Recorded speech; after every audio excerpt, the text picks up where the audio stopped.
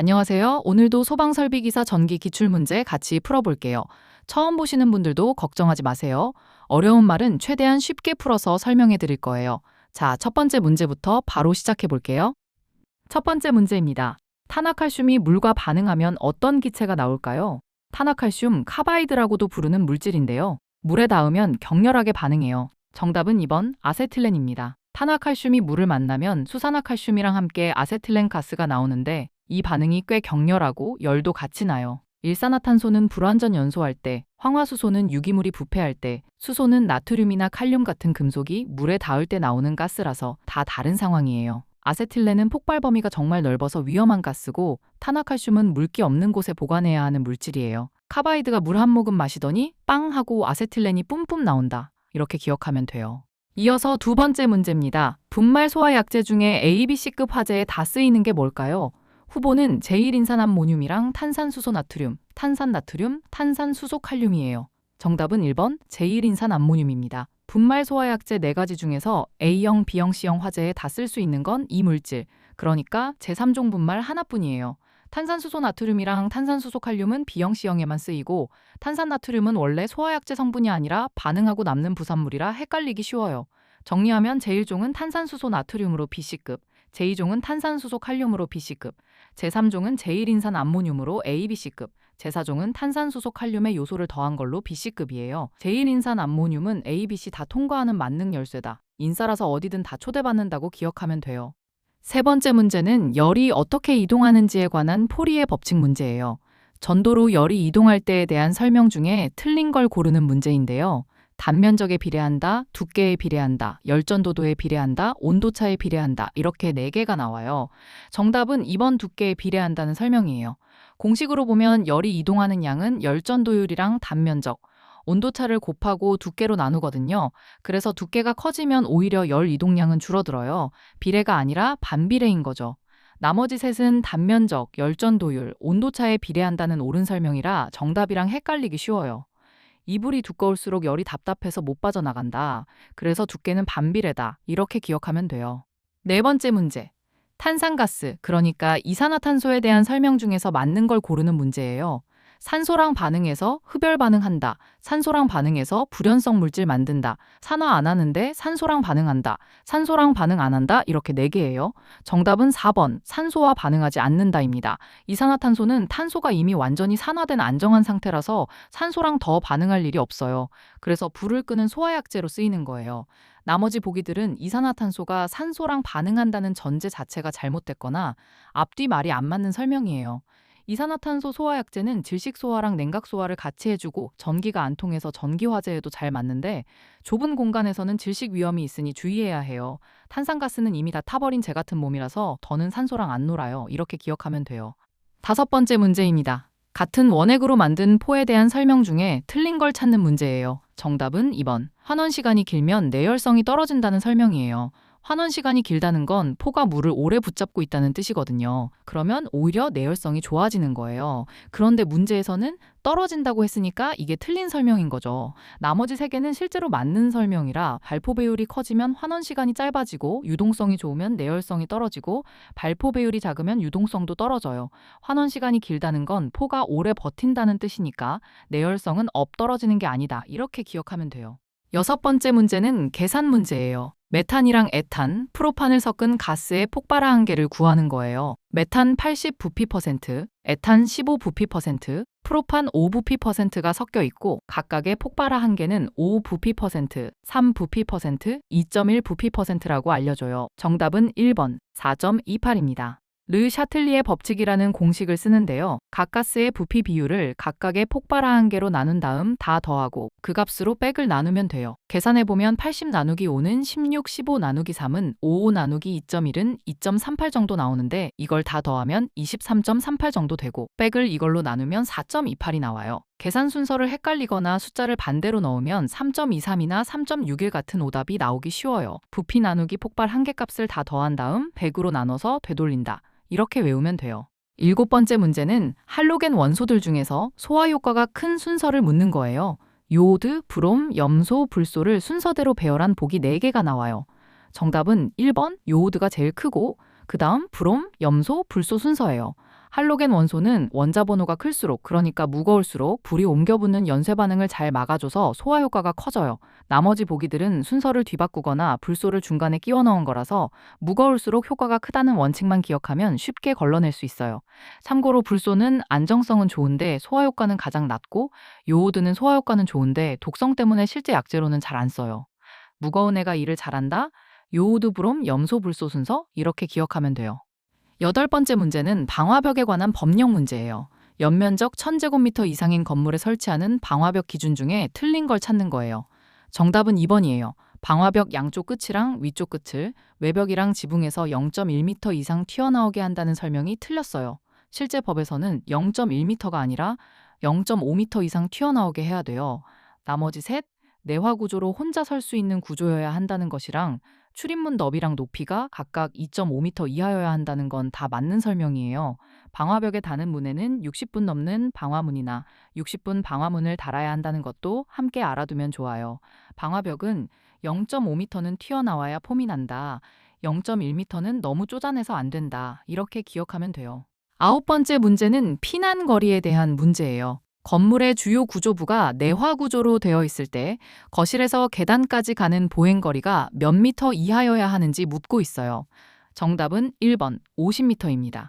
원래는 30m 이하가 기준인데 건물이 내화 구조나 불에 잘 안 타는 재료로 되어 있으면 좀 더 여유를 줘서 50m까지 완화돼요. 참고로 16층 이상 공동주택은 40m로 좀 더 엄격하게 적용된다는 것도 같이 알아두면 좋아요. 내화 구조는 튼튼하니까 보너스로 20m를 더 준다. 30 더하기 20은 50, 이렇게 외우면 돼요. 열 번째 문제는 할론 소화약제에 관한 문제예요. 할론 1301의 분자식이 뭔지 묻는 거예요. 4개의 화합물이 나오는데 하나는 수소랑 염소가 들어간 거, 하나는 수소랑 브롬이 들어간 거, 나머지 둘은 불소가 3개 들어가 있는데 하나는 염소, 하나는 브롬이 붙어 있어요. 정답은 4번 불소. 3개랑 브롬 1개가 붙은 화합물이에요. 할론 번호는 순서대로 탄소, 불소, 염소, 브롬의 개수를 나타내거든요. 1301이면 탄소 1개, 불소 3개, 염소는 없고 브롬 1개라는 뜻이에요. 수소가 들어간 화합물들은 할론 번호법이랑 관련이 없고 브롬 대신 염소가 들어간 건 다른 할론 번호예요. 1301은 탄소 1개, 불소 3개, 염소 빵, 브롬 1개, 숫자 순서 그대로 읽으면 된다고 기억하면 돼요. 11번째 문제도 계산 문제예요. 물체 표면 온도가 올라가면 복사되는 열이 얼마나 늘어나는지 묻고 있어요. 섭씨 250도에서 섭씨 650도로 올라가면 복사열은 몇 배나 늘어날까요? 정답은 4번 9.7배예요. 여기서 중요한 게 섭씨 온도를 그대로 쓰면 안 되고 절대 온도로 바꿔야 해요. 섭씨 250도는 273을 더해서 523 켈빈이 되고 섭씨 650도는 923 켈빈이 돼요. 그 다음 이 두 온도의 비율을 4번 곱해주면 대략 9.7이 나와요. 섭씨 온도를 그냥 쓰거나 배수만 단순 비교하면 2.5나 5.7, 7.5 같은 오답이 나오기 쉬워요. 이 법칙은 스테판 볼츠만 법칙이라고 하는데 복사 에너지는 절대 온도의 4제곱에 비례한다는 법칙이에요. 섭씨 온도에 273을 더해서 켈빈으로 만들고 4번 곱하기, 이렇게 기억하면 돼요. 12번째 문제는 화재 분류에 관한 기본 문제예요. 화재를 나누는 방법 중에서 유류 화재를 나타내는 게 뭘까요? 정답은 2번 B급 화재예요. 화재는 뭐가 타느냐에 따라 A급은 일반 화재, B급은 유류 화재, C급은 전기 화재, D급은 금속 화재로 나뉘어요. 요즘은 K급이라고 해서 주방 화재도 따로 분류한다는 것도 함께 알아두면 좋아요. B급은 기름을 뜻하는 보일이다. 기름이 튀면 비비 소리가 나니까 B급 유류다. 이렇게 기억하면 돼요. 13번째 문제는 가연물이 잘 타기 위한 조건에 관한 문제예요. 연소가 잘 되기 위한 조건으로 틀린 걸 찾는 거예요. 정답은 1번.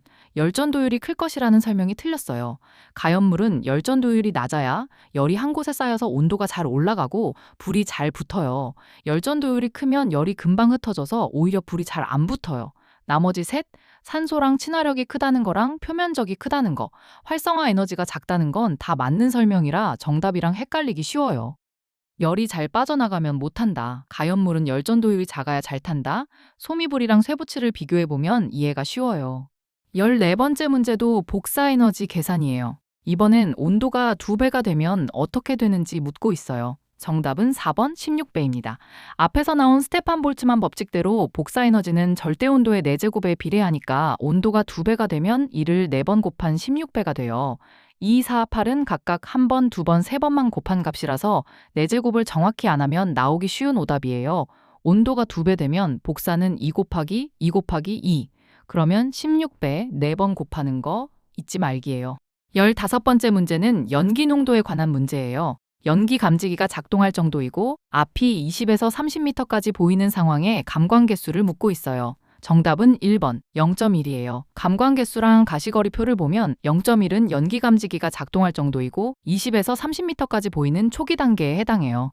1.0은 앞이 1에서 2m밖에 안 보이는 단계고 10은 불이 최고로 세게 붙었을 때 나오는 농도라서 단계를 헷갈리면 안 돼요. 감광 개수는 커질수록 연기가 짙어지고 보이는 거리는 짧아진다. 이렇게 순서대로 기억하면 좋아요. 0.1은 아직 살짝 매울 뿐이다. 감지기만 삑삑 울리고 20에서 30m는 넉넉하게 보인다. 이렇게 기억하면 돼요. 16번째 문제는 위험물 저장 방법에 관한 문제예요. 물속에 저장해도 안전한 물질이 뭔지 묻고 있어요. 정답은 4번 이황화탄소예요. 이황화탄소는 물보다 무겁고 물에 녹지도 않고 반응도 안 해서 물속에 넣어두면 공기랑 안 닿게 막아줘서 오히려 안전해요. 나트륨이랑 수소와 칼슘, 탄화칼슘은 다 물이랑 만나면 폭발적으로 반응해서 가연성 가스를 만들어내는 위험한 물질이에요. 이황화탄소만 물이 좋다고 풍덩 뛰어든다. 나머지 셋은 물 만나면 펑 하고 터진다. 이렇게 기억하면 돼요.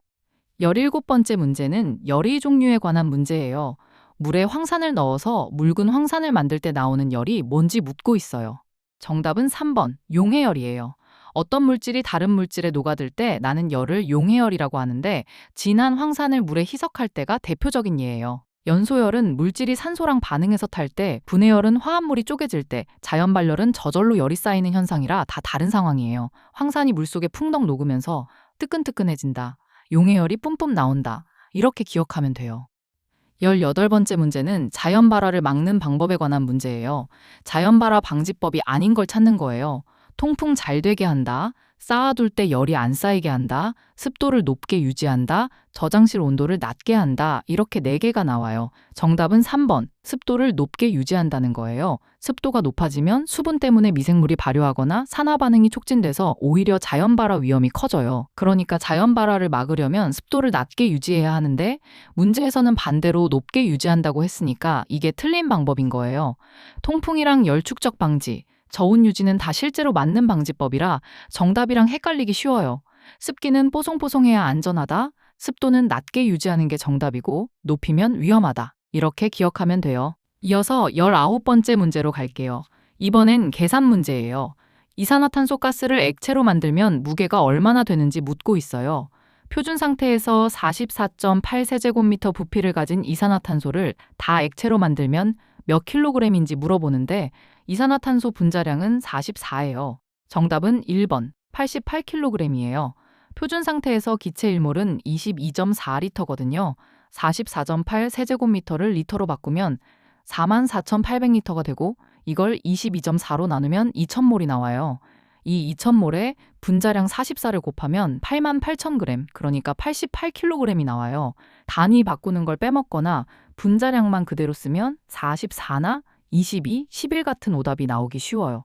44.8 나누기 22.4는 2000몰, 2000 곱하기 44는 88,000g이니까 88kg, 계속 2000이라는 숫자가 따라다닌다고 기억하면 돼요. 이어서 20번째, 오늘 마지막 문제예요. 인화점이 낮은 순서를 묻는 문제예요. 에틸알코올, 이황화탄소, 아세톤을 인화점 낮은 것부터 순서대로 나열하는 거예요. 정답은 4번, 이황화탄소가 제일 낮고 그 다음 아세톤, 마지막이 에틸알코올이에요. 인화점을 보면 이황화탄소는 섭씨 영하 30도 정도, 아세톤은 영하 18도 정도, 에틸알코올은 13도 정도거든요. 그러니까 낮은 순서로 하면 이황화탄소, 아세톤, 에틸알코올 순서가 맞아요. 나머지 보기들은 세물질 순서를 이리저리 바꿔놓은 거라서 정확한 온도를 기억 못하면 순서가 헷갈리기 쉬워요. 인화점이 낮을수록 상온에서도 쉽게 불이 붙는 위험한 물질이라는 뜻이에요. 이 마이너스 30, 마이너스 18에 13 이렇게 이하의 순서로 외우면 헷갈리지 않아요. 오늘 준비한 문제는 여기까지예요. 하나씩 보면 별거 아닌데 실전에서는 헷갈리는 것들이 진짜 많죠. 오늘 나온 암기 팁들 한 번씩 다시 떠올려 보시고 다음 영상에서 또 새로운 문제로 만나요. 구독이랑 좋아요는 공부에 큰 힘이 됩니다. 다음에 또 봐요.